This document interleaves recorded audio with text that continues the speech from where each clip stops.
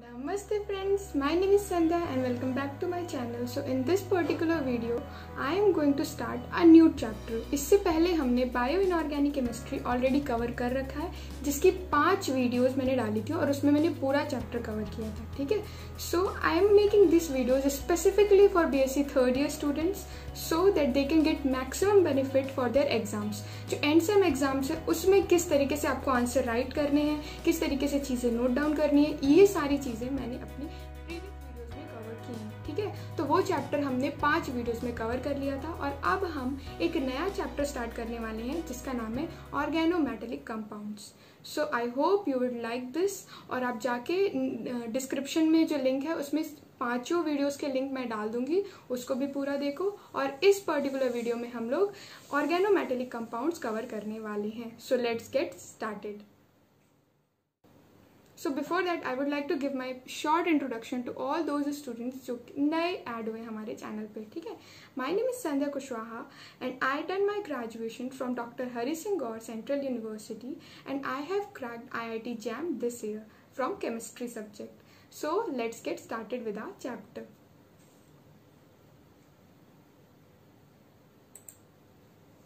सबसे पहले ये बात कर लेते हैं कि इस पर्टिकुलर वीडियो में हम कौन कौन से टॉपिक कवर करने वाले हैं. तो this is going to be introductory part. इसमें हम बेसिक इंट्रोडक्शन देंगे कि ऑर्गेनोमेटेलिक कंपाउंड्स होते क्या हैं. इसके अलावा उनका जो क्लासिफिकेशन है, they are classified on the basis of which group they belong. तो उसका जो क्लासिफिकेशन है वो क्या है, इस बारे में हम थोड़ा सा डिस्कस कर लेते हैं.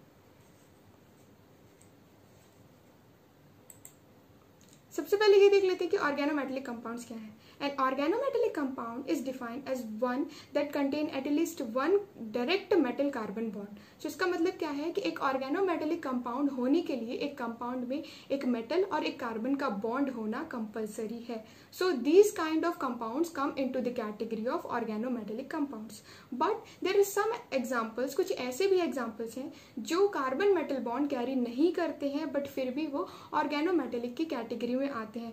There is a reason behind this कि ऐसा क्यों होता है. बिकॉज जब उनका फॉर्मेशन होता है, फॉर एग्जाम्पल अगर हम एक स्पेसिफिक कंपाउंड ले लें जिसमें अभी मेटल कार्बन बॉन्ड नहीं प्रेजेंट है, बट जब वो फॉर्म हुआ होगा, जब हमने 2 अलग अलग कंपाउंड्स लिए थे और उनको मिक्स किया था और उससे एक ऑर्गेनोमेटेलिक कंपाउंड बनाया था, इन द प्रोसेस कहीं ना कहीं मेटल और कार्बन के बीच में इंटरैक्शन हुआ था, इसीलिए वहां पे एक मेटल कार्बन इंटरैक्शन देखा गया था.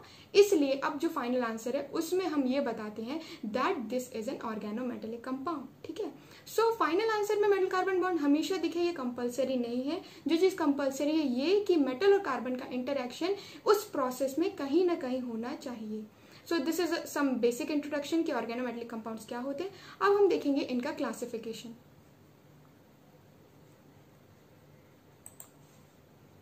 सो सबसे पहले देख लेते हैं कुछ एग्जांपल्स जो organometallic compounds. Now we will see some examples of organometallic compound. Wilkinson catalyst is a very famous example of organometallic compound. Now we will see the first ever main group organometallic compound that was discovered is cacodyl oxide, जिसका structure हम यहाँ पे बना है. This is the structure of cacodyl oxide. This is the structure of cacodyl oxide. This is the first ever element that was discovered which belongs to the main group element. So these are some basic examples. Now we will see. अब हम देखते हैं कि जो पहला transition metal का जो first ever organometallic compound जो डिस्कवर हुआ था वो था जीसस सॉल्ट, ठीक है. जीसस सॉल्ट इसका नाम है. This was the first ever organometallic compound that belong to the transition metal. ये सब कुछ नेम्स हैं जो आपको बेसिकली याद करने पड़ेंगे. यदि पेपर में एक क्वेश्चन आया कि व्हाट आर ऑर्गेनोमेटेलिक कंपाउंड्स और गिव अ ब्रीफ इंट्रोडक्शन, तो आपको ये सारी चीजें मेंशन करनी पड़ेगी. सबसे पहले आपको बताना पड़ेगा कि ऑर्गेनोमेटेलिक कंपाउंड्स होते क्या हैं. तो जो ऐसे कंपाउंड जो मेटल और कार्बन बॉन्ड कैरी करते हैं उनको हम ऑर्गेनोमेटेलिक कंपाउंड्स कहते हैं. उसके बाद फिर उनके कुछ एग्जांपल्स देने होंगे कि मेन ग्रुप में जो पहला ऑर्गेनोमेटेलिक कंपाउंड डिस्कवर हुआ था वो कौन था. तो कैकोडिल ऑक्साइड बताया आपने. इसके अलावा एक कॉमन एग्जांपल बताना है तो आपने विल्किंसन कैटलिस्ट बता दिया. इसके बाद यदि पूछा गया कि ट्रांजिशन मेटल में जो सबसे पहला ऑर्गेनोमेटेलिक कंपाउंड डिस्कवर हुआ था वो क्या है, तो आपको बताना पड़ेगा कि जीसस सॉल्ट. इसके साथ इनके स्ट्रक्चर्स भी इक्वली इंपॉर्टेंट है. If we make this structure it will give a more impact. आपके आंसर में एक अच्छा इम्पैक्ट पड़ेगा. सो जो ट्रांजिशन मेटल का पहला ऑर्गेनोमेटेलिक कंपाउंड था वो था जीसस सॉल्ट, जिसका स्ट्रक्चर आ रहा है. आप चाहो तो इसे नोट डाउन भी कर सकते हो. Now coming to the classification, जो बहुत इंपॉर्टेंट है, ठीक है ना, कि क्लासिफिकेशन कैसे किया गया ऑर्गेनोमेटेलिक कंपाउंड्स का। तो जो क्लासिफिकेशन है वो इस बेसिस पे किया गया कि कौन सा जो हमारा मेटल कार्बन जो बॉन्ड बन रहा है उसमें जो मेटल है वो किस ग्रुप से बिलोंग करता है। उसी के बेसिस में हम लोगों ने कार्बन और मेटल के बीच के जो बॉन्ड है उसको डिफ्रेंशिएट किया कि कौन सा ऑर्गेनोमेटेलिक कंपाउंड किस ग्रुप में बिलोंग करेगा। तो जैसे कि आप क्लासिफिकेशन देख सकते हो कि जो मेन ग्रुप एलिमेंट्स हैं, इसका जो क्लासिफिकेशन है वो तीन उसमें क्लासिफाइड है, जैसे कि मेन ग्रुप, ट्रांजिशन मेटल और लैंथेनाइड एक्टिनाइड ऑर्गेनोमेटेलिक कंपाउंड्स। तो इसमें डिफरेंस क्या है, कार्बन तो सेम ही रहेगा हर बार, बट जो मेटल है वो यहाँ पे चेंज होगा, ठीक है ना। तो यदि वो मेटल मेन ग्रुप से बिलोंग करता है, दैट इज एस या पी ब्लॉक से बिलोंग करता है, तो हम उसे मेन ग्रुप ऑर्गेनोमेटेलिक कंपाउंड्स कहेंगे। इसके अलावा यदि वो ट्रांजिशन मेटल से बिलोंग करते हैं, मतलब डी ग्रुप एलिमेंट का यदि कोई मेटल हमारे पास है तो हम उसे क्या कहेंगे, ट्रांजिशन मेटल कहेंगे, ट्रांजिशन मेटल ऑर्गेनोमेटेलिक कंपाउंड कहेंगे। इसके अलावा यदि वो लैंथेनॉइड और या फिर एक्टिनाइड, इसका मतलब है कि एफ ब्लॉक एलिमेंट्स का यदि कोई मेटल उठाया हमने और ऑर्गेनोमेटेलिक कंपाउंड बनाया तो वो किस ग्रुप से बिलोंग करेगा, वो बिलोंग करेगा लैंथेनॉइड एक्टिनॉइड ग्रुप से बिलोंग करेगा। तो इनका क्लासिफिकेशन बेसिकली इस बेसिस पे किया गया है कि जो मेटल है वो किस ग्रुप से बिलोंग करता है हमारे पीरियोडिक टेबल में। सो आई होप ये बात आपको क्लियर हो गई होगी कि क्लासिफिकेशन किस तरीके से किया गया है। अब हम देखते हैं कुछ examples. So examples are very important. देखो क्लासिफिकेशन में हम यदि हमसे पेपर में पूछते हैं कि आप क्लासीफाई करो तो क्लासीफाई आप कैसे करोगे। सबसे पहले आपने डेफिनेशन दे दी कि जो क्लासिफिकेशन होता है वो इस बेसिस पे होता है कि कौन सा जो हम मेटल ले रहे हैं, मेटल कार्बन बॉन्ड में जो मेटल है वो किस ग्रुप से बिलोंग करता है, आपने ये चीज़ उनको बता दिया। इसके बाद एक और चीज़ जो इंपॉर्टेंट है वो है एग्जाम्पल्स, ठीक है। केमिस्ट्री में यदि आपने एग्जाम्पल्स के लिए रिएक्शंस नहीं बताई या फिर यहाँ पे एग्जाम्पल्स नहीं दिए, उनके स्ट्रक्चर्स नहीं दिए, तो जो आपका आंसर है वो मोर इम्पैक्टफुल नहीं होगा। तो हमें क्या चाहिए, हमारा आंसर करेक्ट होने के साथ इम्पैक्टफुल भी होना चाहिए। तो अब हम इसमें क्या करेंगे, कुछ एग्जांपल्स देखते हैं, ठीक है ना।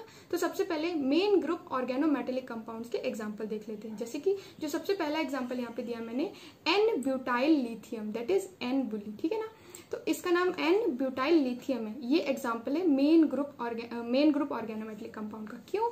Because here lithium is used and which belongs to the S block elements, ठीक है। ये एस ब्लॉक एलिमेंट्स का है, इसलिए ये हमारे मेन ग्रुप ऑर्गेनोमेटेलिक कंपाउंड की कैटेगरी में आता है, ठीक है। इसमें एक ही चीज हमको ध्यान रखनी है कि जो मेटल यूज हो रहा है वो कौन से ग्रुप में बिलोंग करता है। तो इस पर्टिकुलर केस में जो हमारा मेटल है वो बिलोंग करता है एस ब्लॉक एलिमेंट में। उसी तरीके से एक बहुत फेमस एग्जांपल है जो हम 12th क्लास से पढ़ते आ रहे हैं, ग्रिग्नार्ड रिएजेंट। ये बहुत यूजफुल भी है, कई तरीके के कन्वर्जन्स और कई तरीके के कंपाउंड बनाने में ग्रिग्नार्ड रिएजेंट एक इंपॉर्टेंट रोल प्ले करता है, ठीक है।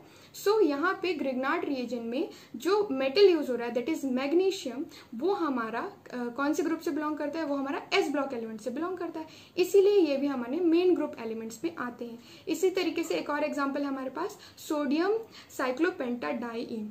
सोडियम साइक्लोपेंटाडाइइन जो है वो भी हमारा मेन ग्रुप एलिमेंट में बिलोंग करता है, ठीक है। सो ये तीन बहुत मतलब इंपॉर्टेंट एग्जांपल्स हैं, या फिर याद रखने के लिए ये तीन एग्जांपल्स हैं जो आप मेंशन कर सकते हो, ठीक है। सो this is for main group elements. अब हम आगे बढ़ते हैं, देखते हैं ट्रांजिशन मेटल्स में कौन कौन से एग्जांपल्स आते हैं, ठीक है ना। तो ट्रांजिशन मेटल के कुछ कॉमन एग्जांपल हैं, टाइटेनोसिन, फेरोसिन और निकल टेट्राकार्बोनिल, ठीक है। ये तीन बहुत ही कॉमन एग्जांपल्स है। तो इसमें हमें फोकस किस पे होना चाहिए हमारा, कि मेटल कौन सा यूज हो रहा है। देखो इसमें पहले जो टाइटेनोसिन है उसमें हमारा एग्जांपल कौन यूज हो रहा है, टाइटेनियम यूज हो रहा है, ठीक है ना। सेकंड वाले में हमारा आयरन यूज हो रहा है, फेरोसिन में हमारा आयरन यूज हो रहा है, और थर्ड वाले में हमारा निकल यूज हो रहा है। ये तीनों हमारे ट्रांजिशन मेटल के जो ट्रांजिशन सीरीज है या फिर जो डी ब्लॉक एलिमेंट है उसके ये मेटल्स हैं, ठीक है। इसीलिए ये हमारे किस कैटेगरी में आ रहा है, ट्रांजिशन मेटल ऑर्गेनोमेटेलिक कंपाउंड की कैटेगरी में आ रहा है। तीनों बहुत ही बेसिक एग्जांपल्स हैं, आराम से याद हो जाएंगे, ठीक है। तो इन तीनों को आपको याद रख लेना है। इसके बाद हम आगे बढ़ते हैं और देखते हैं लैंथेनॉइड एक्टिनॉइड में। लैंथेनॉइड एक्टिनॉइड में भी क्या बोलते हैं हम, सेम तरीके से सेम चीज देख सकते हैं। हमने अभी तक फोकस किस पे किया है, मेटल पे फोकस किया कि विच मेटल इज यूज्ड। सो यहाँ पे जो मेटल यूज हो रहा है वो यूरेनियम यूज हो रहा है और यूरेनोसिन बनाता है, ठीक है ना। तो uranocene is an example of lanthanide actinide organometallic compound. So far अभी तक आप ये सारी चीजें समझ गए होंगे कि हम किस बेसिस में इनका क्लासिफिकेशन किया है। The classification is on the basis of which metal is used and to which group और which which block it belongs. तो इसके बेसिस पे हमने इसका क्लासिफिकेशन किया है, ठीक है। इसके बाद वाली जो हमारी वीडियो होगी उसमें हम बात करेंगे इनका जो बॉन्ड होता है, जैसे आयनिक बॉन्ड, एस ब्लॉक और एस बॉन्ड, पी बॉन्ड और मल्टी सेंटर्ड बॉन्ड किस तरीके से फॉर्म होते हैं, इसके बारे में हम इसके नेक्स्ट पार्ट में डिस्कस करेंगे। I hope you all like this video, और आप भी यदि किसी स्पेसिफिक एग्जाम की प्रिपरेशन कर रहे हैं तो we can do it together. मेरे टेलीग्राम की लिंक डिस्क्रिप्शन में है, it is free so that you all can join it.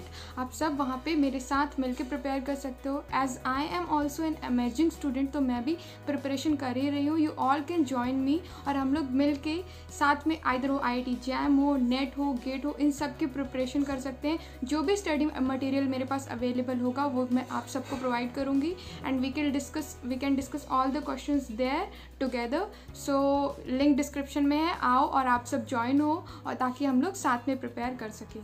Thank you.